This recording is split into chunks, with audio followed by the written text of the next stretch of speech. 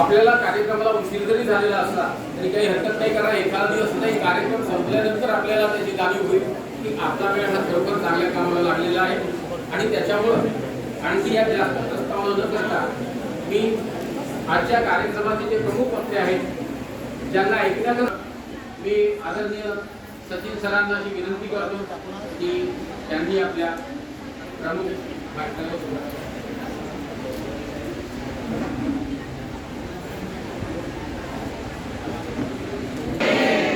सुप्रभात, ओम शांती. सन्माननीय मंच, मी सगळ्यांचं नाव घेत नाही. Respected dignitaries on the dais, सभेमधील उपस्थित सर्व फॅकल्टीज, सन्माननीय व्यक्ती जे सभेमध्ये उपस्थित आहेत आणि माझ्या प्रिय students, faculties of this college. इथे यायला आम्हाला उशीर झाला. त्याचं कारण आहे की अगोदर जो प्रोग्राम होता ब्रह्मपुरीला, तर तिथे कॉलेजमध्ये लेट चालू झाला आणि मग पुढे येण्यात आम्हाला उशीर झाला. तर सगळ्यात प्रथम मी तुमची सर्वांची माफी मागतो, त्याच्यासाठी please forgive. Thank you very much. तुम्ही माफ केलं मला. अच्छा, नाही केलं माफ? अच्छा, केलं. कारण मला माहिती आहे एवढ्या उन्हामध्ये बसल्यावर किती त्रास होतो ह्याचा मी फील करत होतो की तुम्ही केव्हापासून इथे बसले असाल आणि तुम्हाला किती त्रास झाला असेल. आणि तरी चेहऱ्यावर तुमच्या प्रसन्नता आहे. तर स्वतःसाठी टाळ्या वाजवा आपण पहिला. कारण तुम्हाला माहिती आहे वरून ऑर्डर येते, प्रोग्राम करायचा आहे, किती तयारी करावी लागते त्याच्यासाठी. मी बघत होतो आमच्या बहिणी आहेत, ह्यांनी केव्हापासून तयारी सुरू केली असावी. सकाळपासूनच झाली असेल, कारण ती साडी घालणं कठीण काम असतं. त्यांच्यासाठी पण टाळ्या वाजवा जरा. मला आज जो विषय दिलेला आहे तो आहे सक्सेस विदाउट स्ट्रेस. मला सरांनी काही गोष्टी सांगितल्या, आम्ही समजू शकतो एक्साइटमेंट. विद्यार्थ्यांनी ते लक्ष द्यायचं प्लीज. मला सांगितलं या बिल्डिंगची स्थापना दोन व्यक्तींचा फोटो आहे, महात्मा गांधी राष्ट्रपिता आणि राष्ट्रसंत तुकडोजी महाराज यांच्या व्हॅल्यूज प्रिन्सिपल वर झालेला आहे. तुम्ही फार भाग्यवान आहात की अशा संस्थेमध्ये तुम्हाला शिकायला मिळत आहे. तुमचं भाग्य आहे. I am just telling you, it is your lucky. टाळ्या चांगल्या वाजवा. मी का म्हणतो आता तुम्ही लक्षपूर्वक ऐका. माझे भारतामध्ये काय देश विदेशामध्ये पण भरपूर लेक्चर झालेले आहेत. 5000च्या वर लेक्चर झालेले आहेत.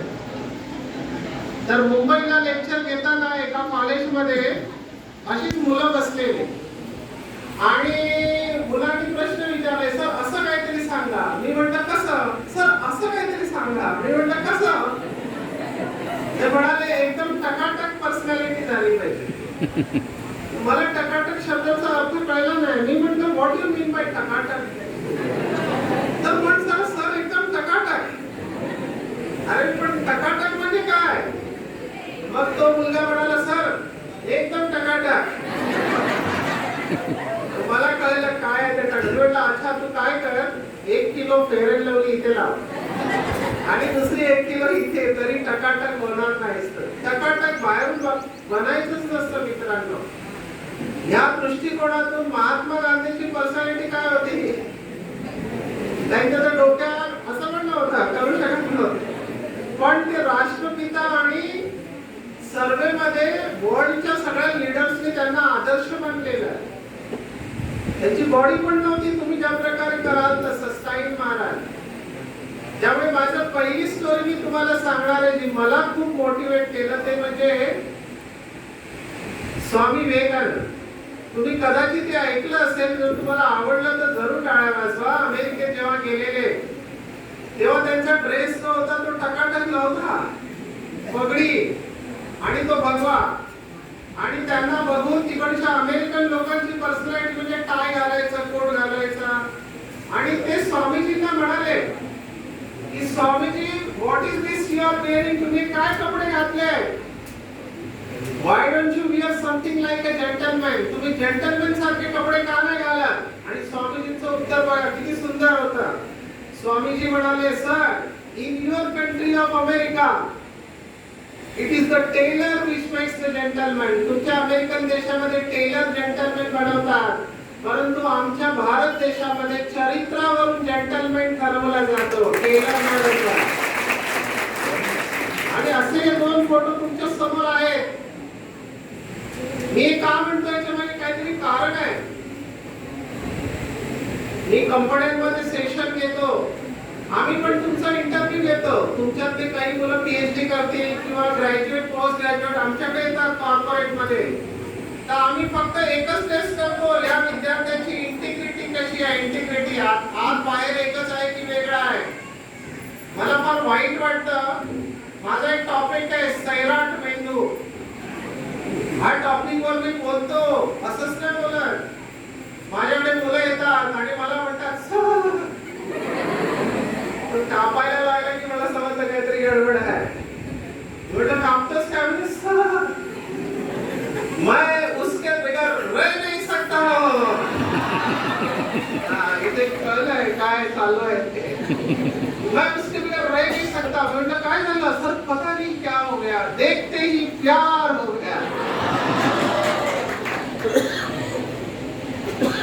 मी म्हटलं पुन्हा एकदा विचार कर, अजून तुझी वेळ गेलेली नाहीये. मी त्याला म्हटलं ट्रेलर बघू नको, पूर्ण मूवी बघ. ट्रेलर नेहमी चांगला असतो, कारण ही मुलं नंतर माझ्याकडे काउन्सिलिंग साठी येतात. मी म्हटलं देखते ही प्यार काय असतं? मी देखते ही प्यार प्यार नसतं. मी का म्हणतो सैराट मेंदू? जेव्हा हा सैराट मूवी महाराष्ट्रात रिलीज झाला, त्याच्यानंतर काही महिन्याने माझं महाराष्ट्रात प्रवचन होती. बीडला गेलो, तर बीडला न्यूजपेपरवर हेडलाईन होती, सैराट बघून 25 जण घरातून पळून गेल्या मुली. I am sorry to say this is known as emotional hijack. आम्ही इंग्लिश मध्ये याला इमोशनल हायजॅक म्हणतो. सक्सेस, मला जर तुम्हाला विचारायचं असेल, मी IIT मध्ये 2 वर्ष काम केले मागच्या कोविड मध्ये. पूर्ण भारतातला बेस्ट स्टुडंट IIT ला जातो, IIT मुंबई. आणि मी काय बघितलं, IIT ची मुलं हुशार आहे, इथे हुशार आहे, इथे कमजोर आहे. इथे हुशार आहे पण इथे कमजोर आहे. IQ चांगला आहे त्यांचा. आम्हाला अगोदर काय वाटायचं, ज्यांचा IQ चांगला आहे ते सक्सेसफुल आहे. IQ म्हणजे पुस्तकातलं ज्ञान किती तुमच्या लक्षात राहतं, त्याला आम्ही म्हणतो IQ, इंटेलिजंट क्वोशंट. पण आज आमच्याकडे डेटा आहे की IQ बरोबर EQ आणि SQ पण पाहिजे. जर EQ आणि SQ नसेल तर तुम्ही सक्सेसफुल होत नाही. अशी हार्वर्डची स्टडी आहे. IQ contributes only 20% of success. 80% of success is EQ and SQ. तर माझा तुम्हाला प्रश्न आहे, what is EQ? What is EQ? मी एकदा असं विचारलं एका मुलाला, व्हॉट इज EQ? तो बोला, सर मैं क्यों, उसको पूछो. What is EQ? EQ is emotional intelligence. भावनांवर तुमचं किती नियंत्रण आहे. जर तुमचं स्वतःच्या भावनांवर नियंत्रण नाही आहे, I am sorry, you will not be successful in life. मी असं एकदा लेक्चर घेत होतो, इंजिनियर्स होते, 2000 इंजिनियर बसलेले. तर काय होतं, काही लोकांना ना खाली बसता येत नाही, त्याची चुळबुळ चालू असते. तयारीत येतात काही जण माझ्या लेक्चरला, सर कसे लेक्चर घेणार आपण बघूया. आणि त्या मुलांनी काय केलं असेल, AC हॉल, मोठं ऑडिटोरियम, मी सांगू शकत नाही कुठली इन्स्टिट्यूट आहे ते. तर मी बोलत असताना अचानक त्यांनी मागून आवाज काढला. काय आवाज काढला असेल?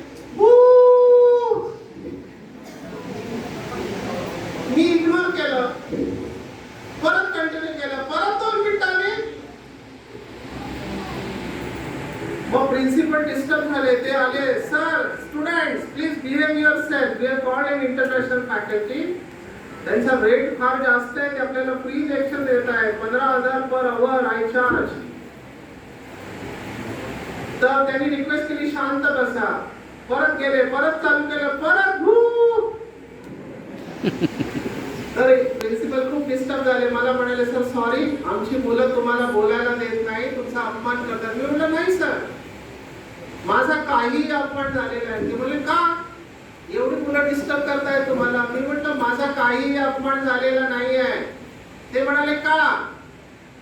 मी म्हणालो सर आपण भारत देशात राहतो, लोकशाही आहे. आता जो ज्या जातीचा असेल त्या जातीचा तो आवाज काढणार, त्याच्यामध्ये आपण काय करू शकतो? त्यामुळे विचार करा तुम्ही काय करताय त्याच्यावर. कारण आपण जेव्हा एखाद्या पद्धतीने वागतो तेव्हा आपण दुनियेला सांगत असतो this is how my upbringing is. मला माझ्या आई वडिलांनी हे शिकवलंय किंवा मला माझ्या शाळेत कॉलेजमध्ये असं शिकवलंय. This is how I treat others. Respectful वागलं पाहिजे. जे मुलं म्हणतात हे विकृत मानसिकता आहे, पागल लोग है, अगर तुम मेरी नहीं बन सकती तो किसी की नहीं बन सकती. डेंजरस आहे ही पर्सनॅलिटी. आम्ही यांना म्हणतो विकृत मेंटॅलिटी. का? कारण प्रेम आणि आकर्षण मधला फरक कळत नाही.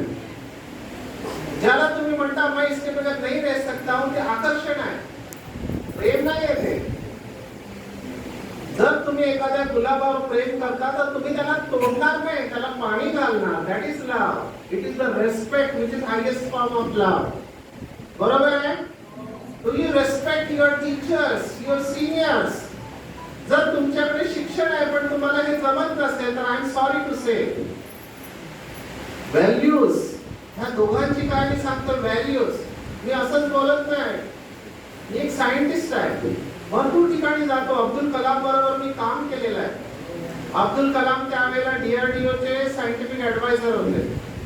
तर आम्ही त्यांना बोलवलं माउंट आबूला. ब्रह्मा कुमारीने वर्ल्ड मधला सगळ्यात मोठा रिसर्च केला हार्ट अटॅकवर, की हार्ट अटॅक झाल्यावर अँजिओप्लास्टी बायपास करावी लागते. आणि आम्ही रिसर्च मध्ये काय दाखवलं आहे की जर तुम्ही तुमची जीवन पद्धती बदलली तर तुमची हार्टची आर्टरी ओपन होते विदाउट अँजिओप्लास्टी बायपास. हे आता सिद्ध झालेलं आहे. 10,000 लोकांची आर्टरी ओपन झालेली आहे. आणि त्या प्रोजेक्ट मध्ये मी रिसर्च असिस्टंट होतो. माझं स्पेशलायझेशन रिसर्च आहे. तर जेव्हा अब्दुल कलाम आले, आता ते साऊथ इंडियन आहेत म्हणून आम्ही त्यांच्यासाठी स्पेशल डिश बनवली. त्यांनी दही भात खाल्ला. मला म्हणाले आज तुम्ही द्या, उद्या मलाच बनवायचं. संन्यासी, एज्युकेटेड, 16 PhDs आहेत त्यांच्या. आणि त्यांचं ऑब्झर्वेशन मी बघितलं, शार्प ऑब्झर्वेशन. अब्दुल कलामचं एक वाक्य मला खूप आवडतं, ते तुमच्यासाठी फार महत्वाचा फॉर्म्युला आहे सक्सेस. इंतजार करने वालों को उतना ही मिलता है जितना कोशिश करने वाले छोड़ के चले जाते हैं. इसलिए इंतजार नहीं करो, इंतजाम करो. Plan your life properly. मी जेव्हा इंटरव्ह्यू देतो तुमच्यासारखे स्टुडंट्सचा, मी एकच प्रश्न विचारतो, Where do you see yourself after 5 years? तुम्ही स्वतःला 5 वर्षानंतर कुठे बघता? कोणत्या पोस्टवर बघता, पोझिशनवर बघता, काय करताय तुम्ही? आणि मला वाईट वाटतं की हल्लीच्या मुलांना गायडन्स नाहीये, डायरेक्शन नाही माहिती आहे त्यांना, किंवा त्यांना रोल मॉडेल दिसत नाहीये. ते काय करतात, मी त्यांना विचारतो, आता तुम्हाला पण विचारतो, कौन सा हीरो है फिल्म इंडस्ट्री में? हिंदी समजतं ना सारे, मध्ये हिंदी येतात. कोणता असा हिरो आहे फिल्म इंडस्ट्री मध्ये जो सिगरेट अशी हवेमध्ये उडवतो आणि अशी पिस्तुलीने पेटवतो? कोण आहे? हा हा हा, काय नॉलेज असेल तुमचं. वय असेल 18-19 वर्ष. रजनीकांत 70 झालेले, आता 70 वर्ष म्हातारा आहे. ज्या वेळेला रजनीकांतने स्टंट केला तुमचा जन्म पण झाला नव्हता, पण तुम्हाला का लक्षात आहे? कारण तुम्ही स्क्रीनवर बघितलं. दाने दाने में है केसर का दम, बोलो जुबा. हे तुमचं प्रोग्रामिंग आहे अनफॉर्च्युनेटली. सर मला सॉरी टू मेन्शन यू, मी आल्यावर पहिलं कॅम्पस बघतो किती स्वच्छ आहे, किती पाकिटं पडलेली आहेत. पाकिटं तर मला नाही दिसली, पण जेव्हा स्टेअर केसवर मी चढत होतो तेव्हा मला कलर दिसले, जुबा केसरीवाले. कोण आपल्या घरी थुंकतं का शिड्यांवर? तुम्ही तुमच्या घरी थुंकाल का? म्हणजे शिक्षणाचं काय व्हॅल्यू आहे? मी बघतो मोठ्या शहरामध्ये एसी कार मधून चालले आहे, खिडकीची काच उचलतात आणि कचरा टाकतात. एज्युकेटेड लोक आणि त्याला उचलणारा अनएज्युकेटेड। मग शिक्षित कोण आहे? तो कार मध्ये बसलेला की कचरा उचलणारा?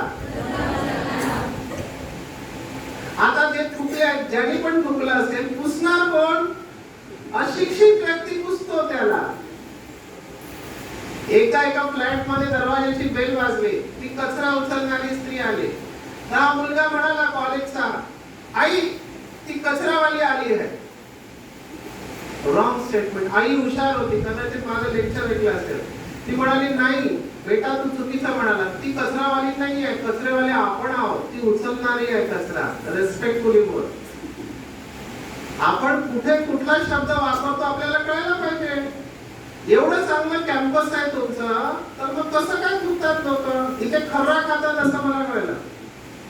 खरं आहे की खोटं आहे? इतना सन्नाटा क्यों है भाई? आल्याबरोबर मला तुमचे चेहरे बघितले। मी एक सायकोलॉजिस्ट ऑब्झर्वेशन करतो, भरपूर ऑब्झर्वेशन करतो, नोट्स बनवतो त्याचे, आणि काही वेळेला मी रिपोर्ट करतो जर आउट ऑफ कंट्रोल असेल तर। कारण मी महाराष्ट्र शासनाच्या कमिटीवर आहे व्यसनमुक्तीच्या, आम्हाला ऍक्शन घ्यायची असते। इथे काही मुलं खर्रा खातात। आता मी सांगू शकतो, आता ह्या क्षणाला सांगू काय? सांगू? इज्जत का सवाल? सगळ्यांसमोर जाणार। पहिलं जे लोक खाली मुंडी घालतात त्यांनी वर बघा, माझ्याकडे बघा, फेस टू मी। ओके, आम्ही कसं ओळखतो? तर जे लोक गुटखा खातात, खर्रा खातात, जसं विमलची ऍडव्हर्टाइज, मला फार वाईट वाटतं, आपल्या देशातले 3 पद्मश्री आणि 1 पद्मविभूषण गुटखाच्या ब्रँडची ऍडव्हर्टाइज करतात। बोलो जुबा केसरी, शाहरुख खान, अजय देवगण आणि आता अक्षय कुमार त्याला जॉईन आहे, आणि अमिताभ बच्चन पद्मविभूषण आहे, कमला पसंत। आणि हे सगळे इंडस्ट्रीला तुम्हाला पकडते। माझ्या डोळ्यासमोर ही मुलं चालली आहे, ते मला दिसत आहे, कारण तुमची प्रोग्रामिंग आहे, तुमचा काही दोष नाही, तुम्हाला फीड केलं जातं। ऊंचे लोग ऊंची पसंद, मानिचर तुमच्या डोक्यात टाकलं जातं, स्टेटस सिंबल है, वो स्टाइल में जैसे वो हीरो करता है मैं भी वैसे करूंगा। तर इथे कशी बसलेले आहेत, आम्ही कसं ओळखतो?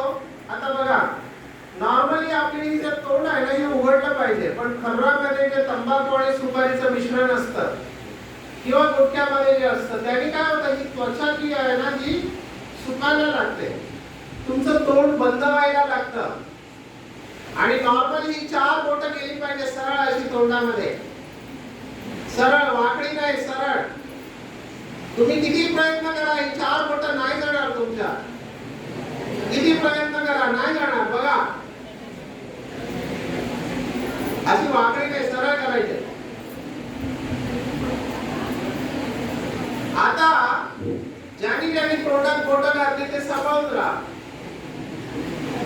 तुम्ही जर खात नाही तर तुम्हाला चेक करायची काय गरज होती? स्टेट वरच्या सगळ्यांनी बघितलं, कोणी कोणी तोंडात बोटं घातली। आता तोंडात बोटं का घातली? बापरे, माझी किती जागा। तुम्ही जर खात नाही तर शांत बसा ना, तुम्हाला काय फरक पडतोय? भीती कोणाला वाटते? कळलं का? रिझल्ट आउट झाला। पण अजूनही तुम्ही लकी आहात, तुम्ही वाचलेला आहात। मला वाईट वाटतं, आपण महाराष्ट्रात आहोत, महाराष्ट्राचे उपमुख्यमंत्री या आजाराने गेलेले आहेत। कोण? आर.आर. पाटील उपमुख्यमंत्री। आम्ही त्यांना समजावलं, सर तुम्ही तंबाखू खाऊ नका। त्याच्या गाडीमध्ये सुद्धाडी असायची, सांगलीचे होते, खूप चांगले व्यक्तिमत्व, सिंपल पर्सनॅलिटी, फक्त तंबाखूची सवय। जखम झाली, ते ठेवतात तंबाखू ना, जखम झाली, डायग्नोज झाला, कॅन्सर, 1 महिन्यात गेले। एक तर पेशंटने असा बघितला, इथे ठेवायचं रात्री झोपताना, सकाळी ब्रश करायला गेला, ब्रश बाहेर आला इथं। पण लोक खातात ते। खर्रा काय? मी नागपूरला गेलेलो, उमरेड, तिथे उमरेड तालुका मध्ये गाव लागलेलं। मी बोललो चला गावात बघूया शाळा कशी आहे मुलं। 200 पैकी 100 मुलं आणि मुली खर्रा खातात, आणि त्याची तोंड बंद झालेली।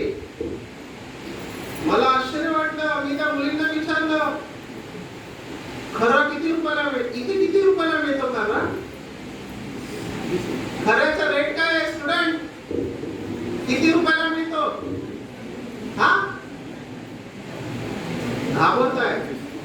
का घाबरताय? कारण जर रेट सांगितला तर कळेल. याला कसं माहिती एवढा रेट आहे? अरे जनरल नॉलेज असू शकतं ना. मी आता मागच्या कॉलेजमध्ये आज प्रश्न विचारला, मला म्हणाले 30 रुपये. Very good. तुला कसं मिळालं? चला 30 रुपयाला मिळतो. मी हाच प्रश्न त्या शाळेमध्ये विचारला तर त्या मुली म्हणाल्या सर त्यावेळेला 20 रुपये किंमत होती. मी म्हटलं 20 रुपये कुठे येतात? तुम्ही गरीब मुलं आहात. बोला सर आमच्याकडे पैसे नाहीत. मग तो जो खर्रा बनवणारा आहे तो आम्हाला घोटायला सांगतो. 4 खर्रे घोटले तर 1 फ्री. Child labour. तुम्ही मुलांना मुलींना चुकीच्या वर्णावर लावताय. त्यावेळेला फडणवीस आपले मुख्यमंत्री होते. आम्ही रिपोर्ट केलं तुमची कॉन्स्टिट्युएन्सी आहे सर. मुलं मुली चालली आहेत आमच्या डोळ्यासमोर. बरोबर आहे. पण तुम्ही काय सक्सेसफुल होणार? आता आर पाटीलचे बॉस कोण? शरद पवार. त्यांना आम्ही एका प्रोग्रामला बोलवायला गेलो. ते म्हणाले नाही मी दिल्लीला आहे. त्यावेळेला ते मुंबई क्रिकेट क्लबचे अध्यक्ष होते MCC. मुंबईमध्ये त्यांना भेटलो. ते म्हणाले तुम्ही काय करता? आमच्या बहिणी म्हणाले आम्ही व्यसनमुक्तीचं काम करतो. ते म्हणाले अच्छा मग तुम्ही माझ्या गावी जाणार काय? आम्हाला वाटलं बारामती त्यांचं गाव. ते बोलले नाही सातारा. मला त्यावेळेला कळलं की आशिया खंडातली सगळ्यात मोठी शिक्षण संस्था जी आहे त्याचं हेडक्वार्टर सातारा आहे. कुठली आहे? रयत शिक्षण संस्था. सगळ्यात मोठी 750 शाळा कॉलेजेस त्याचे ते अध्यक्ष होते. आणि मला म्हणाले सचिन तू या सगळीकडे जा. ताबडतोब ऑन द स्पॉट त्यांनी फोन लावला VCंना की डॉक्टर सचिन परब येणार, आपल्या सगळ्या विद्यार्थ्यांना तंबाखू मुक्त करायचंय, गुटखा मुक्त. का? कारण त्यांनी स्वतः अनुभव घेतला. त्यांना कोणी गुटखा दिला, खायला सुरुवात केलं, कॅन्सर झाला, पण ते वाचले, लकी आहेत. हे कापलं गेलं त्यांचं सगळं. आज ते स्पष्ट बोलू शकत नाहीत. आणि मग त्यांनी गुटख्यावर बंदी आणली महाराष्ट्रामध्ये. मला हे का सांगायचंय? तुम्हाला इंडस्ट्री पकडते आहे आणि जर तुम्ही इंडस्ट्रीच्या प्रभावाला बळी पडला तर तुमचं सक्सेस गेलं समजायचं. मला सांगा कुठली मॅच चांगली आहे? टेस्ट क्रिकेट की वनडे? टेस्ट क्रिकेट की वनडे? 2020. आजकाल 2020 का जमाना आहे. मी IIT मध्ये 2 वर्षात काय बघितलं? बेस्ट स्टुडंट वर्ल्ड मधून येतात भारतातले IIT ला PhD करतात, MTech करतात. माझ्या ड्युटीला बघितलं 25 ते 30 वर्षामध्ये त्यांना ब्लड प्रेशर झालेला आहे, हार्ट अटॅक आलेला आहे, कमी वयात डायबिटीस. आम्ही हे कमी वयात बघतोय का? 2020 ची मॅच खेळतोय. लाईफस्टाईल मेंटेन नाही आहे. अवेळी झोपणं, अवेळी खाणं, अवेळी उठणं, इफेक्ट येतो. म्हणून मी म्हणतोय सक्सेस पाहिजे असेल IQ बरोबर EQ पण पाहिजे. तुमच्या भावनांवर नियंत्रण पाहिजे. आता मला तुम्हाला घ्यायचंय कंपनीमध्ये, जर तुम्हाला टीम बरोबर राहता येत नाही तर I am sorry, we won't take you. तुम्ही टीम प्लेअर असायला पाहिजे. सगळ्यांना बरोबर घेऊन जाता आलं पाहिजे. म्हणून काही वेळेला आम्ही बॅक बेंचर्सना सिलेक्ट करतो. माझा हैदराबादला लेक्चर होता तर मी IQ EQ SQ वर बोललो तर एक प्रोफेसर म्हणाले सर तुम्ही बोलता एकदम ठीक आहे. तर मी म्हटलं काय झालं सर? बोला आमच्या इकडे कॅम्पस प्लेसमेंट असतं. कॅम्पस म्हणजे ते कंपनीवाले कॅम्पसमध्ये येतात आणि मुलांना जॉब देतात. तर त्याच्यामध्ये ते होते. ते म्हणाले आम्ही त्याच विद्यार्थ्यांना सिलेक्ट करतो. म्हणजे आमच्याकडे भरपूर ॲप्लिकेशन येतात 90+. ज्यांना 90च्या वर आहेत त्यांना आम्ही सिलेक्ट नाही करत. मी म्हटलं का सर? त्यांचे एवढे चांगले मार्क्स असतात, त्यांना तुम्ही घेतलं पाहिजे. ते बोलले नाही सर, ते हुशार असतात. ते एवढे हुशार असतात की त्यांना अभ्यासाशिवाय दुसरं काहीच येत नाही. मी म्हटलं कोणते विद्यार्थी घेतात? 70 ते 80. कारण या विद्यार्थ्यांना अभ्यासापेक्षा पण बाकी भरपूर माहिती असते. म्हणून बॅक बेंचर्स हुशार असतात. त्यांना माहिती असतं त्यांची स्ट्रेंथ काय आहे. मी तुम्हाला एक प्रश्न विचारतो, बघूया तुम्ही काय उत्तर देता. देणार उत्तर? आवाज नाही येत आहे? ओके.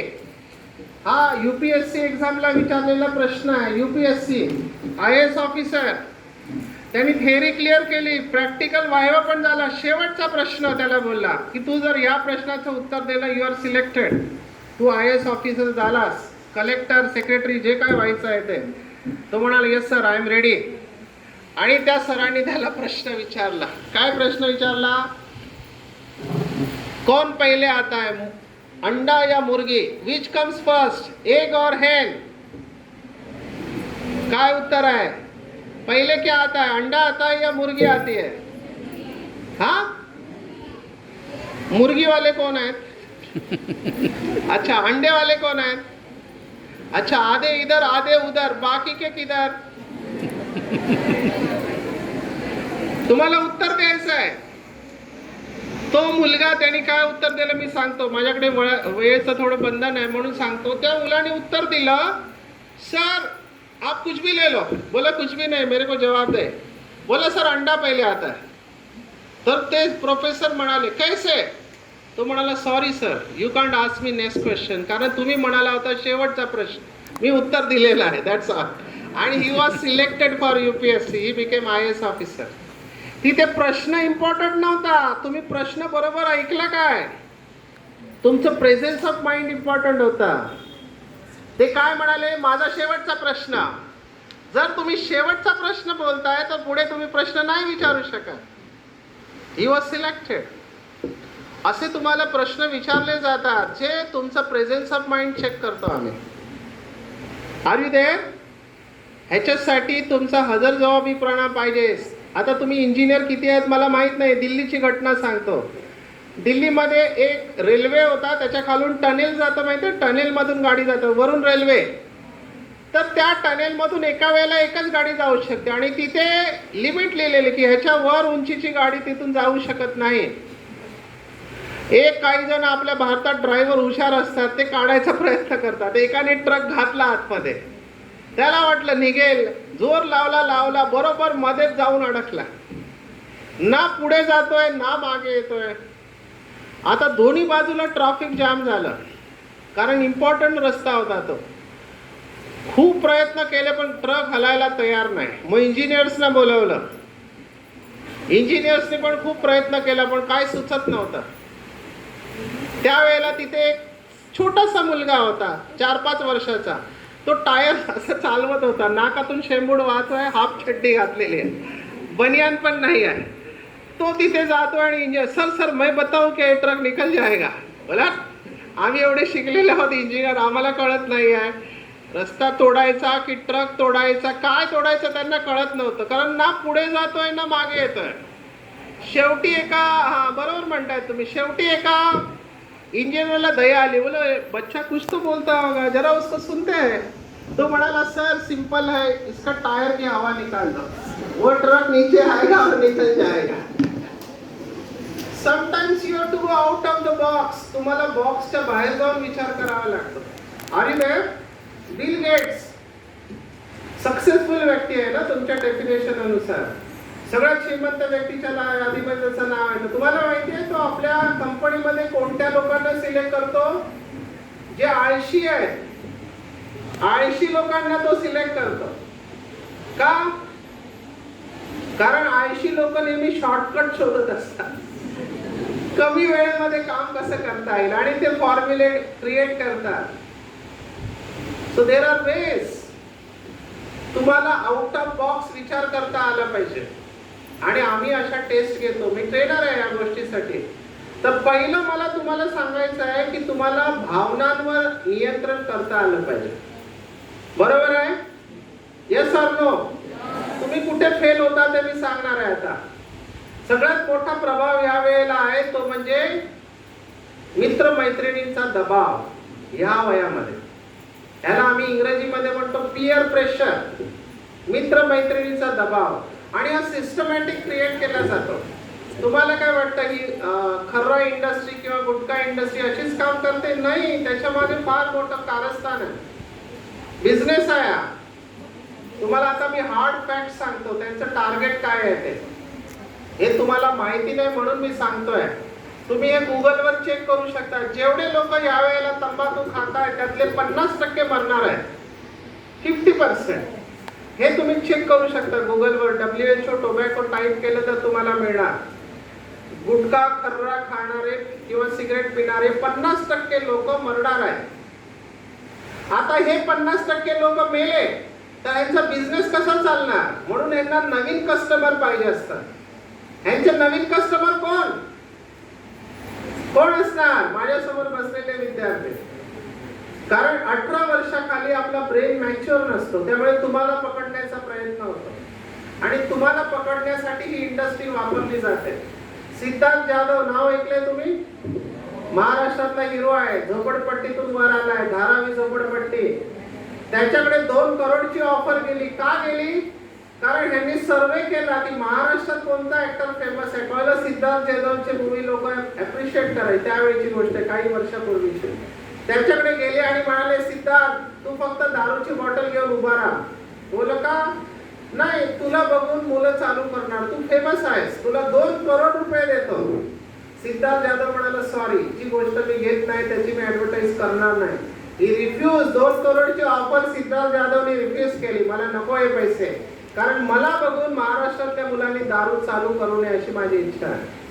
आत्ताचा अल्लू अर्जुन, काय तो पुष्पा असं काहीतरी करतो, त्याला पण 2 करोडची ऑफर गुटख्यासाठी. त्याने म्हटलं, सॉरी, जे मी खात नाही त्याची मी ऍडव्हर्टाईज करणार नाही. आता तुम्हाला ठरवायचंय तुमचं रोल मॉडेल कोण आहे. समजतंय? चांगली विशेषता घ्या, पण चुकीच्या गोष्टी कॉपी करू नका. सक्सेस साठी there is no shortcut. Success साठी हार्डवर्क शिवाय दुसरा पर्याय नाही. माझा अनुभव सांगतो. माझं बालपण झोपडपट्टीत गेलेलं आहे. झोपडपट्टी 100 स्क्वेअर फीट मध्ये मी वाढलेलो आहे. मुंबईला रेल्वे ट्रॅकला लागून आमचं घर होतं आणि घरी टॉयलेट नव्हते, बाहेर जावं लागायचं डबा घेऊन. तर मला ते अजिबात नाही आवडायचं, त्यामुळे झोपडपट्टीत राहायचं नव्हतं. आई वडिलांची इच्छा होती मुलाला डॉक्टर बनवायचं. 10वी पर्यंत मराठीत शिक्षण. मग डॉक्टर बनवण्यासाठी मला टाकलं कॉलेजमध्ये. कॉलेजमध्ये गेलो, सगळे लेक्चर इंग्लिश मध्ये, काहीच कळत नव्हतं, सगळं डोक्यावरून जात होतं. असं हात ठेवलं तरी जात नव्हतं. आणि जे व्हायचं ते झालं. मला इंग्रजीमध्ये 100 पैकी 34 मार्क मिळाले 11वीला. 34 म्हणजे पास की फेल? हा, फेल. मला 34 मिळाले. तुम्हाला एवढा आनंद का होतोय? भरपूर. मी मार्कशीट दाखवतो माझी मार्कशीट बघून ना भरपूर मुलं खुश होतात. अरे डॉक्टर म्हणून आपल्यावर गेलंय. शेम टू शेम. फेल नाही झालो. आमचे शिक्षक चांगले होते, त्यांना दया आली, त्यांनी एक ग्रेस मार्क दिला, ढकललं मला. 12वीत गेल्यानंतर मला कळलं, जर मला MBBS ला ऍडमिशन पाहिजे तर कमीत कमी मला 90% मार्क पाहिजे. का? कारण ओपन कॅटेगरीचा विद्यार्थी, जरी गरीब असतो तरी. आता 90% कुठून आणू? फिजिक्स 40 मार्क मिळाले मला, बाकीचे 54-55 असे मार्क होते. 50% वरून 90% पॉसिबल आहे का एका वर्षामध्ये? विशेषतः इंग्रजी येत नाही, काय करू सुचत नव्हतं. पण मला दिसत होतं की जर हे वर्ष गेलं तर माझं आयुष्य झोपडपट्टीत जाणार. मी हिंमत नाही आणलो, कारण आई वडिलांना इंग्लिश येत नाही. मी डिक्शनरी आणली, मराठी टू इंग्लिश. मराठीमध्ये त्वरण म्हणतात, इंग्रजीमध्ये ऍक्सलरेशन म्हणतात. असं एक एक शब्द मी पाठ केला आणि नंतर मला कळलं की मी ऍव्हरेज स्टुडंट आहे. म्हणजे 1-2 तास अभ्यास केल्याने लक्षात नाही राहत.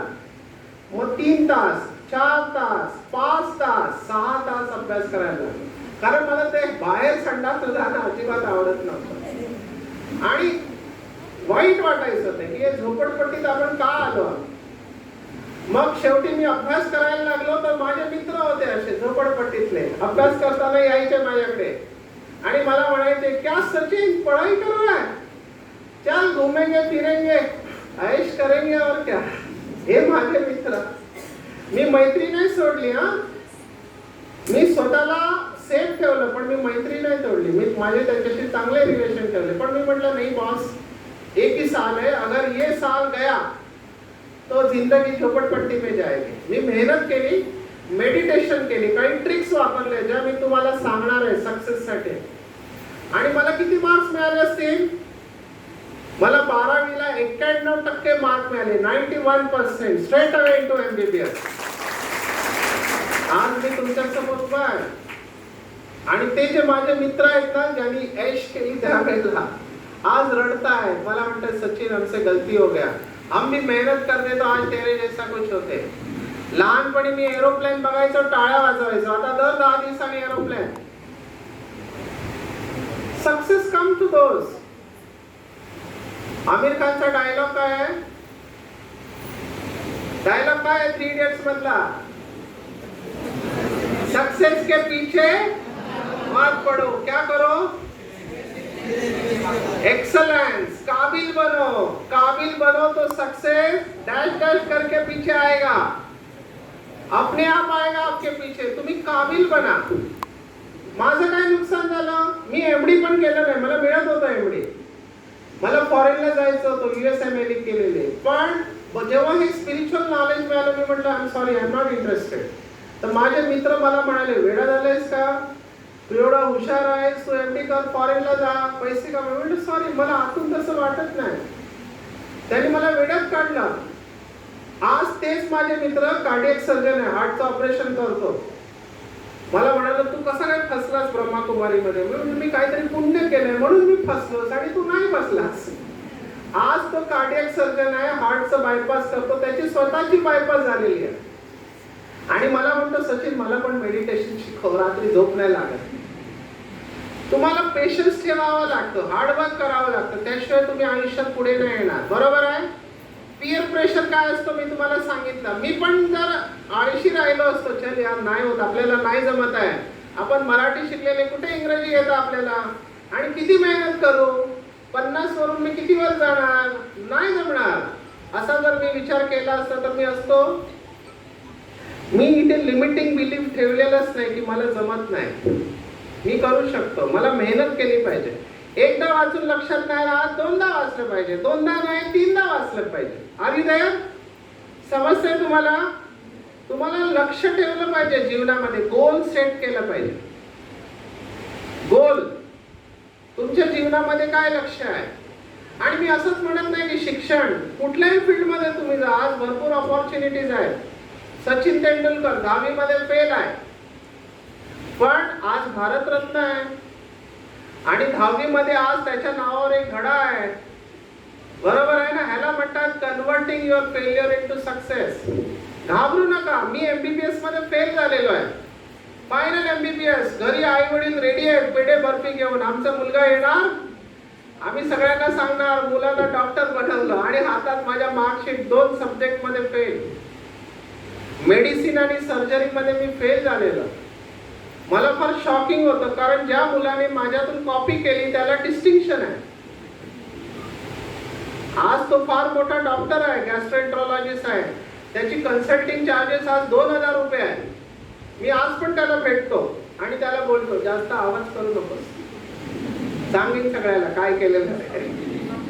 हा हुशार होता तो, पण मला का फेल केलं मला कळत नव्हतं. मग मी रिव्हॅल्युएशनचा फॉर्म भरला, तर ते युनिव्हर्सिटी वाले मला म्हणतात, अरे प्रत्येक मुलाला वाटतात तू तर 2 विषयात फेल झाला, जा परत अभ्यास कर. माझा पेपर खूप चांगला गेलेला. आणि MBBS ला कसं असतं, 50% पासिंग असतं.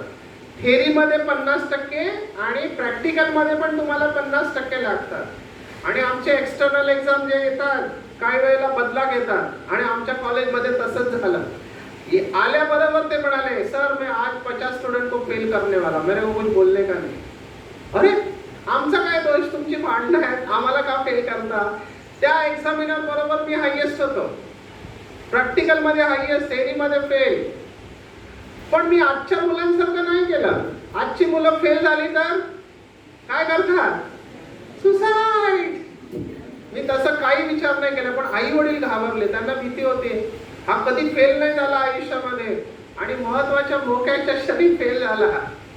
हल्लीच्या मुलांना मला असं वाटतं कॉलेजमध्ये शिकवलं पाहिजे की फेल्युअरला कसं हँडल करायचं. Failure is not end of life, it is part of life. And failure is not opposite of success, failure is part of success. Please remember this quote. Failure is not opposite of success, failure is part of success. Abdul Kalam यांना pilot बनायचं होतं. पायलटचे interview द्यायला गेलं, fail केलं त्यांना, उदास झाले, कारण खूप मेहनत केलेली पायलट बनण्यासाठी. त्यावेळेला एक स्वामी होते आपल्या भारतामध्ये, जसे तुकडोजी महाराज तसे शिवानंद स्वामी, डिवाइन लाईफ सोसायटीचे. त्यांनी त्यांना गाईड केलं, घाबरू नको, जेवण नव्हतं, जेवण दिलं, बोलत तुम्हारे लिए भगवान ने कुछ तो नया रखा हुआ है. त्यांना पण माहित नव्हतं काय होणार आहे. शेवटी इस्रो जॉईन झाले ऍज अ सायंटिस्ट. पहिलं रॉकेट समुद्रात गेला, परत फ्रस्ट्रेशन, करोडो रुपये गेले, पण रेस्ट इज हिस्ट्री. त्या व्यक्तीला मी बघितलंय आणि त्यांचा फॉर्म्युला आहे की failure is part of success. तर फेल्युअरला घाबरू नका. आयुष्याचं पुस्तक आहे ना, त्यात फेल्युअर एक पान असतं. जर एक पान खराब आहे तर पुस्तक थोडी जाळायचं असतं, ते पान फाडून टाकायचं असतं, पुस्तक नाही जाळायचं असतं. बरोबर आहे. त्यामुळे मुलांनो, माझा एक फॉर्म्युला तुम्हाला लक्षात ठेवायचा, तर फेल्युअरला घाबरू नका. मला एक फोन आला, मी इंटरेस्टिंग सांगतो, तुम्हाला कळणार, तुमच्याशी कनेक्ट होणार. मी जेव्हा जातो, माझे लेक्चर असतात, बॅनर लागतो, तर बॅनरच्या खाली लिहिलेलं counsellor from Mumbai doctor Sachin Parab, phone करा ज्यांना गरज आहे. एका मुलाने फोन केला. आता कुठल्या राज्यात होतं तर मी सांगत नाही, नाहीतर लोक आइडेंटिफाय करतात. डॉक्टर सचिन परब बोल रहे क्या? मैंने कहा बोल रहा हूँ. मैंने सुना है आप लोगों की मदद करते. मैंने कहा कंट्रोल में है तो जरूर करता हूँ. मेरी मदद करेंगे क्या? मैंने कहा कंट्रोल में है तो जरूर करूंगा. आणि मग त्यांनी जो प्रश्न विचारला, दॅट वॉज व्हेरी शॉकिंग. तो मुलगा म्हणाला, सर मुझे आत्महत्या करना है, कोई अच्छा रास्ता बताओ. मला वाटलं पहिलं मस्करी करतोय, बघितलं सिरियस आहे, डिप्रेशन मध्ये होता. मग आम्हाला काउन्सिलिंग करायचं असतं. मी म्हटलं आहे 1 2 3 तरीके आहे. त्याला सांगितलं त्रास काय काय होतो. घाबरला, बोला नहीं सर मरना चाहता हूँ लेकिन तकलीफ नहीं होनी चाहिए. म्हटलं व्हेरी गुड. और एक तरीका है, मैं डॉक्टर हूँ, मेरे पास कुछ है. बोला हाँ ये अच्छा है. मैंने कहा अच्छा है लेकिन ऐसे नहीं मिलता है, प्रिस्क्रिप्शन लगता है, आना पड़ेगा. बोला मैं आऊंगा, किसी को बोलना मत. आला. त्याला बघून मी आणखीन हादरलो. 6 फूट हाईट, असा हट्टा. म्हणलं ह्याला मरायचं झालं काय? मनातल्या मनात नाही म्हणतोय. इतकी चांगली पर्सनॅलिटी, ह्याला बघून लोक मरतील. त्या मुलाला मी विचारलं, तेरे को मरना है मर, पर तू बताएगा क्यों मरना चाहता है? तो म्हणाला, सर मुझे प्यार में धोखा मिला है. म्हटलं आला एक सैराट मेंदू इथे. पण हे सैराट मेंदू असतात हा, इमोशनल हायजॅक, भावनेमध्ये वाहून जाणारे. मैं उसके बगैर रह नहीं सकता. बेटा बोलता इतनी सी बात के लिए तू मरना चाहता है? बोला नहीं सर, मैं पढ़ा लिखा हूँ, ग्रेजुएट हूँ. मतलब माँ मेरे को जॉब नहीं मिल रहा, बेकार हूँ, घर वाले भी डांटते रहते, काम करना काज का दुश्मन अनाज सिर्फ खाता रहता है, वो भी इंसल्ट करते, उसमें भी फेल, इसमें भी फेल. टिपिकल डिप्रेशन ची पर्सनॅलिटी. 3 गोष्टी असतात, हेल्पलेस, होपलेस अँड वर्कलेस. आणि मला दिसत होतं हा काहीतरी गडबड करणार आहे. आता त्याला कसं समजावं मला कळत नव्हतं. एक आयडिया आली, परमेश्वराची आठवण केली. मी त्याला म्हटलं देख तेरे को मरना है ना, मेरे पास एक आयडिया. बोला क्या? मी म्हटलं इथून बॉर्डर जवळ आहे, तू बॉर्डर पे जा, दुश्मन को गोली मार के मर, कम से कम देश के लिए तो मर, शहीद होके मर, ऐसे मरने से अच्छा है. बरोबर आहे ना? ज्यांनी टाळ्या वाजवल्या त्यांना पण जायचं होतं बॉर्डर. तो बोलला ठीक है मैं जाऊंगा, मेरे को लेगा कोण?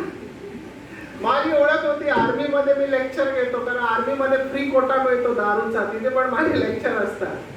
कर्नलला म्हटलं ये लड़का है, बहुत अच्छा हाइट बॉडी है, इसको आप कुछ दिन के लिए अपने पास रखो. ते म्हणाले जल्दी भेज, हमको भी जरूरत है. त्या मुलाचं भाग्य चांगलं. आजपासून 22 वर्षापूर्वी तो त्या बॉर्डरवर गेला आणि आज एवढी वर्ष झाली, आज ही बॉर्डरवर भारत देशाची सेवा करतोय. त्यांनी आत्महत्या केलेली नाही. He is alive and serving the country. देशाची सेवा करतोय. आता मला सांगा, केस मधून शिकण्यासारखं काय आहे? Just because you are temporarily upset, don't take permanent decisions of life. बरोबर आहे? सगळ्यांचा मूड ऑफ होतो, कधी कधी उदास वाटतं, कधी कधी निराश वाटतं, पण परमनंट डिसिजन घेऊ नका. तलाक तलाक तलाक, रॉंग. थोडं धीर धरा. टॉक टू मी, माझ्याशी बोला, कोणाशी तरी बोला. सक्सेसफुल, तुम्हाला काय माहिती पुढे काय आयुष्यात येणार आहे ते. Yes or no? समजताय? ऍक्सेप्टेबल? हिम्मत ठेवा, हिम्मत हारू नका. मी किती तुम्हाला केस स्टडीज सांगू. अरुंधती ऐकलंय तुम्ही? अरुणिमा सिन्हा. कोणी कोणी ऐकलंय अरुणिमा सिन्हा? ऐकलंय ना? 4-5 लोकांना माहिती आहे. नॅशनल व्हॉलीबॉल प्लेअर ट्रेन मधून जात होती, काही गुंडांबरोबर बाचाबाची झाली, त्या गुंडांनी काय केलं असेल, फिमेल अरुणिमा सिन्हा, चालता ट्रेन मधून फेकून दिलं तिला, पायावरून ट्रेन गेली, दोन्ही पाय तुटले, बेशुद्ध रेल्वे ट्रॅक वर पडून होती रात्रभर, उंदीर आले त्यांनी पायाला खाल्लं, जेव्हा हॉस्पिटल मध्ये नेलं तेव्हा कळलं की दोन्ही पाय तुटलेले आहेत, पण त्यावेळेला तिने थॉट क्रिएट केला की मैं ऐसा कुछ करूंगी जिनके पैर है वो भी नहीं कर पाएंगे. तिने काय संकल्प केला, आर्टिफिशियल लिंब लावलं, दिव्यांग महिला, दोन्ही पाय तुटलेले आहेत, तिने ठरवलं की एव्हरेस्ट वर मी चढणार. ती गेली तिथे ट्रेनिंग इन्स्टिट्यूट, त्या मॅडमला विचारलं, ती म्हणाली तुझे दोन्ही पाय नाही आणि तू एव्हरेस्ट वर चढणार? बोला हा मी एव्हरेस्ट वर चढणार. आणि ती एवढी खुश झाली, ती म्हणाली तू ऑलरेडी एव्हरेस्ट चढ चुकी है, अभी सिर्फ डेट डिक्लेअर होना बाकी है. आणि तिने हिम्मत केली, चढली ती. शेर्पा एक बरोबर असतो नेपाळी, बुरखा, तर इथे चढले, तिथे एव्हरेस्टचं पीक आहे आणि त्यांचा ऑक्सिजन सिलेंडर संपला. अशा अवस्थेत कोणी हिम्मत करत नाही, कारण ऑक्सिजन गेला की तुम्ही मेला. तर तो बुरखा म्हणाला, मैडम आप यहाँ तक पहुंची, बहुत बड़ा काम किया, हम वापस चलते हैं क्योंकि हमारा ऑक्सीजन खत्म हो चुका है. ती म्हणाली नाही, मी इथपर्यंत आले, मी परत जाणार नाही. बोला नहीं मैडम आप नहीं पहुंच सकते, ऑक्सीजन खत्म हो चुका है. ती म्हणाली नाही, मी नाही सोडणार, मी मरेन पण मी जाणार. काय झालं असेल, God helps those who help themselves, असं इंग्रजीत म्हणतात. काय झालं असेल, ती पोचली वर आणि वाचली. कशी काय? ज्यांनी ऐकलाय अनुभव त्यांनी सांगा, युट्यूब वर अनुभव आहे तिचा. कशी काय वाचली ती? हा, तिला पुढे 2 डेड बॉडी मिळाल्या. ते डेड बॉडी मेलेले, त्यांचे सिलेंडर होते, ते तिने वापरले आणि चढली. भारताचा झेंडा काढला. पहिली दिव्यांग महिला जिने एव्हरेस्ट सर केला, तिला पद्मश्री दिलाय राष्ट्रपतीने. समजतंय तुम्हाला? ती दोष देऊ शकली असती, काय नशीब, माझं नशीब असं, भगवान ने मेरे साथ ऐसा क्यों किया, मैंने किसका बुरा किया था, बोल सकते थे ना. कारण देत बसू नका आयुष्यामध्ये. मुलं काय म्हणतात, का नाही शिकत? सर आमची शाळा तशी होती, आमचं कॉलेजच असं आहे, आमचे शिक्षकच असे आहेत. रॉंग. ही सगळी कारण आम्ही ऍक्सेप्ट नाही करत. ज्याला पुढे यायचं असतं तो येतो. अब्दुल कलामने पेपर विकायचे. मी MBBS ला आम्हाला पैसे नव्हते, आम्ही पुस्तक बनवलं, क्वेश्चन पेपर, अजूनही फेमस आहे मुंबईमध्ये. मी आणि माझा मित्र मिळून क्वेश्चन बँक आम्ही बनवली. तुम्हाला प्लॅन्स पाहिजे आणि एक्झिक्यूट करण्याची अमर्याद दृढ इच्छाशक्ती पाहिजे. Yes or no? येस. तर आज मी इथे आलेलो आहे, मला तुम्हाला प्रतिज्ञा द्यायची आहे. घेणार प्रतिज्ञा माझ्या बरोबर? येस.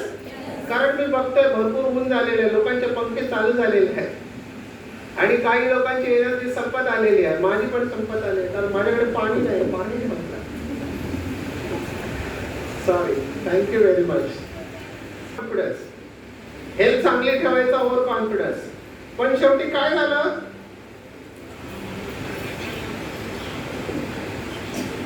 या कोविड मध्ये 2 वर्ष मी काम केलं. 12 तास ड्युटी असायची माझी, कारण कंपल्सरी केलेलं गव्हर्नमेंटने. तर तो ड्रेस आणि त्याच्यावर ते किट आणि चष्मा, आम्ही जेव्हा श्वास घ्यायचो ना, तर तो श्वास असा चष्म्यावर जायचा, त्याला पुसावं लागायचं, कारण लिहिता येत नव्हतं. एकदा आतमध्ये घुसलं तर तो ड्रेस काढायची इच्छा होती, कारण परत काढला तर नवीन ड्रेस. कोविडने आम्हाला भरपूर शिकवलं या 2 वर्षामध्ये. The best award goes to, best teacher award goes to COVID-19. कारण आम्ही अशा डेड बॉडीज बघितल्या आहेत की लोक यायचे नाही. वडील मेले, नवरा मेला, कोणाला वेळ नाही आहे. पण एक मुलगा आला, बोला नाही मला वडिलांचा चेहरा बघायचा. म्हटलं काय प्रेम आहे, हल्ली अशी मुलं मिळत नाही. तर आम्ही त्याला किट घालून तिथे पाठवलं.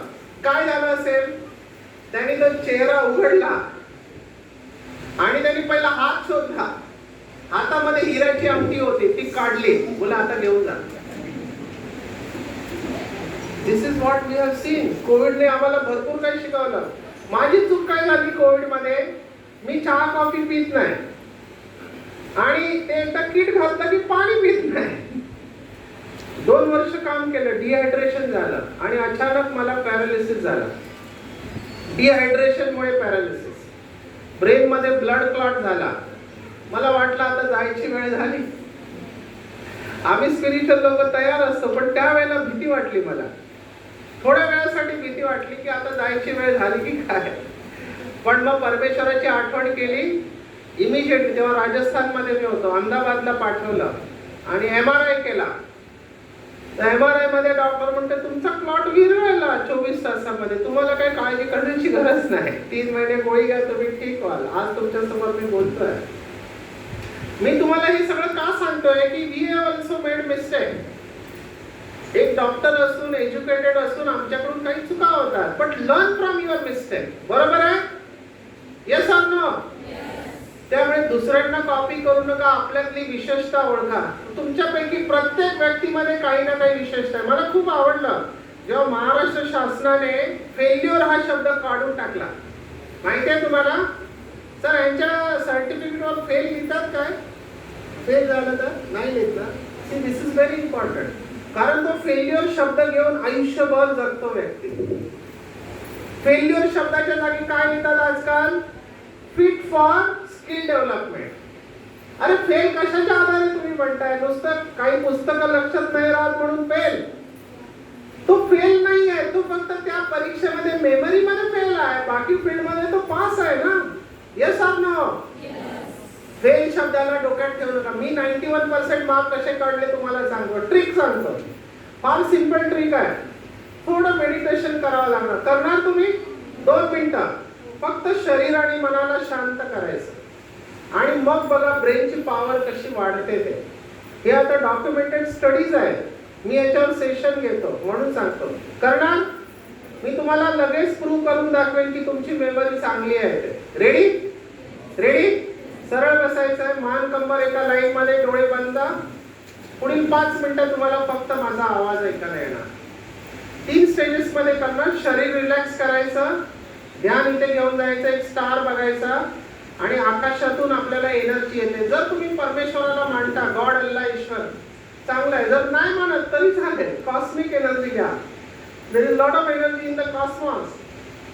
सरळ बसायचं आहे, पूर्ण शरीर एकदम हलकं सोडायचं आहे. पुढील 5 मिनिटं तुम्हाला फक्त माझा आवाज ऐकायला येणार, फक्त माझा आवाज.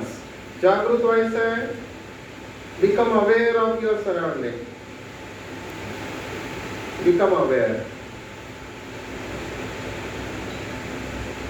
एकाग्र व्हायचं आहे. चारी बाजूनी आपलं ध्यान हटवून आपलं संपूर्ण शरीर बिलकुल रिलॅक्स. दोन्ही हात, दोन्ही पाय, छाती, पोट, पायाच्या मांसपेशी. Relax, relax, let go. शरीर हलकं होत चाललंय. ध्यान 2 डोळ्यांच्या मध्ये. पाहायचं एक सुंदर दिव्य प्रकाश 2 डोळ्यांच्या मध्ये निवास करत आहे. तुम्ही हा दिव्य प्रकाश आहात. या शरीराचे मालिक आहात. हे शरीर तुमच्या संपूर्ण नियंत्रणामध्ये आहे. आकाशातून गॉड अल्ला ईश्वर और कॉस्मिक एनर्जी तुमच्याकडे येत आहे. रिसीव करा ही एनर्जी आणि तुमच्या मस्तिष्कामध्ये संपूर्ण शरीरात पसरत आहे. या एनर्जीमुळे तुमच्या शरीरातील सगळे टॉक्सिन्स दूर होत चाललेले आहेत. शरीरातील पेशी स्वच्छ आणि पवित्र होत चाललेले आहे. मन शांत आणि एकाग्र होत चाललेले आहे. मेंदूची शक्ती वाढत चाललेली आहे, वाढत चाललेली आहे. तुम्हाला कॉन्फिडंट वाटत आहे. तुम्ही जे काही ऐकाल, वाचाल ते तुमच्या लक्षात राहणार आहे, कारण तुमचं मन शांत झालेलं आहे. शरीर शक्तिशाली आहे.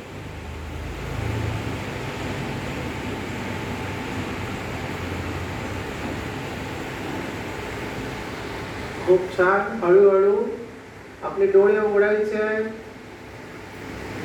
आणि अनुभव घ्यायचा आहे. जरी माझे डोळे उघडे असले तरी मन आणि शरीर शांत आहे. हळूहळू पूर्ववत अवस्थेत यायचं आहे अँड रिलॅक्स. बस हलू नका. आता या अवस्थेमध्ये मी तुम्हाला 15 गोष्टींची नावं सांगणार आहे. 15 गोष्टी आणि तुम्हाला त्याच सिक्वेन्सने मला नावं सांगायची आहे. तयार आहात? Are you ready? ओके. बघूया तुमच्यापैकी कोण सांगतात ते. Ready? Photo frame, blue color scooter, window, butterfly, snake, sword, Michael Jackson sofa set, gold color, tiger, Cadbury pot, tube light, bird and bunch of keys. 15 गोष्टी. कोण सांगू शकेल या सिक्वेन्स मध्ये? सर थोडं हळू बोला. या स्पीडने आपण लक्षात ठेवतो. ही आपली मेमरी एवढी फास्ट आहे की या स्पीडने आपल्या लक्षात राहतात. आता हे लक्षात कसं ठेवायचं मी तुम्हाला युक्ती सांगतो, कारण तुम्ही मेडिटेशन केलेलं आहे. तुम्ही फोटोग्राफिक मेमरी सारखं लक्षात ठेवू शकता. तयार आहात? तयार आहात? प्रत्येक जण तुमच्या आतमध्ये गेलेली आहे इन्फॉर्मेशन, फक्त रिट्रीव्ह कशी करायची ते मी टेक्निक सांगणार आहे. मेमरी मध्ये 3 गोष्टी असतात: रजिस्ट्रेशन, रिटेन्शन आणि रिकॉल. अनफॉर्च्युनेटली आपण रिकॉलला मेमरी समजतो. Recall is 1/3 of memory. Registration and retention is important. माझा क्लासमेट एकत्र शिकलो. तो स्विमिंग करायचा, बॅडमिंटन खेळायचा, युनिव्हर्सिटी टॉपर. त्याला आम्ही अभ्यास करताना फार कमी पाहिलं. आम्ही त्याला विचारलं तू काय करतोस काय बाबा? तो बोलला काय नाही. जेव्हा शिक्षक शिकवतात तेव्हा 100% प्रेझेंट आणि पुस्तकांचा अभ्यास करताना 1 तास फुल प्रेझेंट. सगळं लक्षात राहतं माझ्या. तर मी म्हटलं ठीक आहे. आणि मग ही टेक्निक याला फोटोग्राफिक मेमरी, ही टेक्निक तुम्ही वापरू शकता. तयार आहात सगळे? तुम्ही प्रत्येक जण उत्तर देणार आहे याची मी गॅरंटी देतो. तयार? याला म्हणतात व्हिज्युअलायझेशन टेक्निक. एका रूम मध्ये व्हिज्युअलाइज करा की भिंतीवर फोटो फ्रेम आहे, त्याच्यामध्ये ब्लू कलरची स्कूटर आहे, त्याच्या खाली एक खिडकी आहे, खिडकीतून एक बटरफ्लाय येत आहे फुलपाखरू, ते सापाच्या मागे लागलेलं आहे, सापाच्या तोंडामध्ये तलवार आहे, तो साप मायकल जॅक्सनच्या मागे लागलेला आहे, मायकल जॅक्सन सोफ्याच्या खाली लपलेला आहे, सोफा गोल्ड कलरचा आहे, त्या सोफ्यावर एक टायगर बसलेला आहे, टायगरच्या हातामध्ये कॅडबरी आहे, डोक्यावर मडकं आहे, मडक्यामध्ये एक ट्यूबलाइट आहे, ट्यूबलाइट वर एक पक्षी बसलेला आहे आणि त्या पक्षीच्या तोंडामध्ये चाबीचा गुच्छ आहे. बस संपलं. तुमच्या 15 गोष्टी लक्षात राहिलेल्या आहेत. याला म्हणतात फोटोग्राफिक मेमरी. होतं काय, आपण अभ्यास करतो, समोर पेपर येतो, पहिला प्रश्न, भारताचे राष्ट्रपती कोण? राष्ट्रपती. सगळं वाचलेलं असतं पण त्यावेळेला आठवत नाही. प्रश्न मी तुम्हाला विचारणार, उत्तर तुम्ही देणार. तयार आहात? तयार आहात? मला सांगा फोटो फ्रेम कुठे आहे? मोठ्याने बोला. फोटो फ्रेम मध्ये काय आहे? कलर काय? खाली काय त्याच्या? खिडकीतून कोण घुसलाय? कोणाच्या मागे? सापाच्या तोंडात काय? कोणाच्या मागे? कुठे लपलाय? सोफ्याचा कलर काय? सोफ्यावर कोण बसलाय?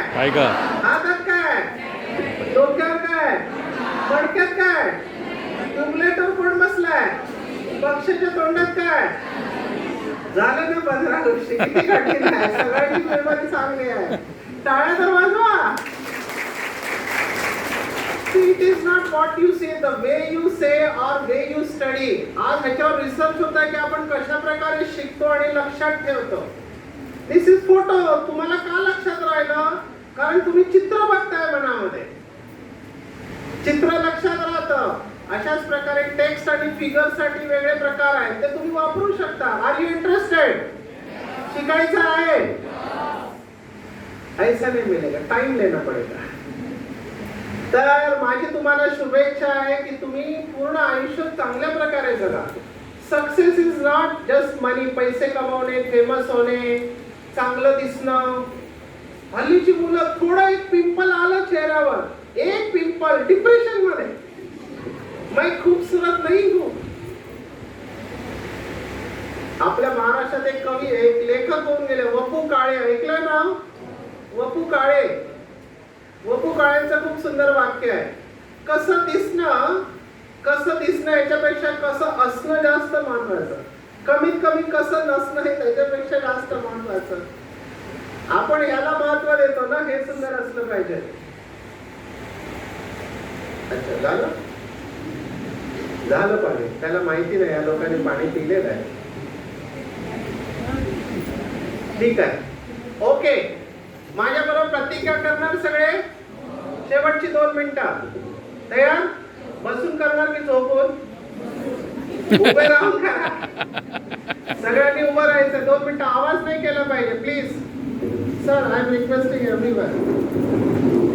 मला माहिती आहे तुम्ही घेत नाही म्हणजे व्यसन करत नाही, पण जर करत असाल तर आजपासून सोडून द्या. तयार आहात?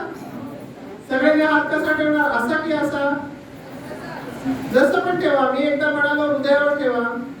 एक मुलगा असं असं करत होता. मी म्हणलं असं असं का करतो? म्हणलं काय करू सर, हृदय जाग्यावर नाहीये तर काय करायचं? जसं तुम्हाला कम्फर्टेबल असं ठेवायचं, असं ठेवा. असा फोटो चांगला येतो. ओके, माझ्याबरोबर बोलायचं सगळ्यांनी. तयार आहात? ओम शांती. आज मी परमपिता परमात्मा गॉड अल्लाह ईश्वर यांना साक्षी मानून प्रतिज्ञा करतो, काही झालं, किती टेन्शन आलं, मित्रांचा किती दबाव आला, तरी कधीही कोणतंही व्यसन करणार नाही आणि दुसऱ्यांनाही करू देणार नाही. भारताच्या व्यसनासंबंधित सर्व कायद्यांचं पालन करेन. माझं घर, परिसर, कॉलेज स्वच्छ तंबाखूमुक्त ठेवीन. माझा निश्चय पक्का आहे. जय हिंद, जय महाराष्ट्र. टाळ्या तर वाजवा. शेवटची 2 मिनिटं उभे राहा. एकच रिक्वेस्ट आहे. मला माहित नाही तुमच्यापैकी मेजॉरिटी काय करणार आहे, पण काही लोक आहेत ते काय करणार मी आता सांगतो. तुमच्यापैकी 1 किंवा 2 व्यक्ती इथून गेल्यावर आपल्या मित्रांबरोबर बसणार आहे, घरी सांगणार आहे. आज आमच्याकडे डॉक्टर सचिन आलेले मुंबईवरून. झोपडपट्टीतून मोठे झाले, त्यांचे आई वडील शिकलेले नव्हते, 11वीत प्रमोट झाले, MBBS ला फेल झाले, पण आज ते नॅशनल इंटरनॅशनल फिगर आहे. का? तर त्यांनी स्वतःला पॉझिटिव्ह ठेवलं. जर डॉक्टर सचिन करू शकतात तर असं कोण कोण बोलेल आम्ही पण करू शकतो? हात वर करा. यांचा फोटो काढा, हे विसरणार आहे. हात वर करा. आम्ही पण करू शकतो. Very good. टाळ्या वाजवा स्वतःसाठी.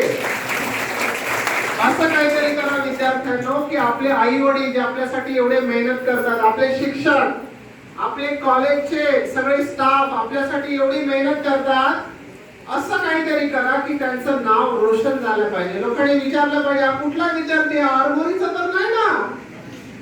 करणार? Yes or no?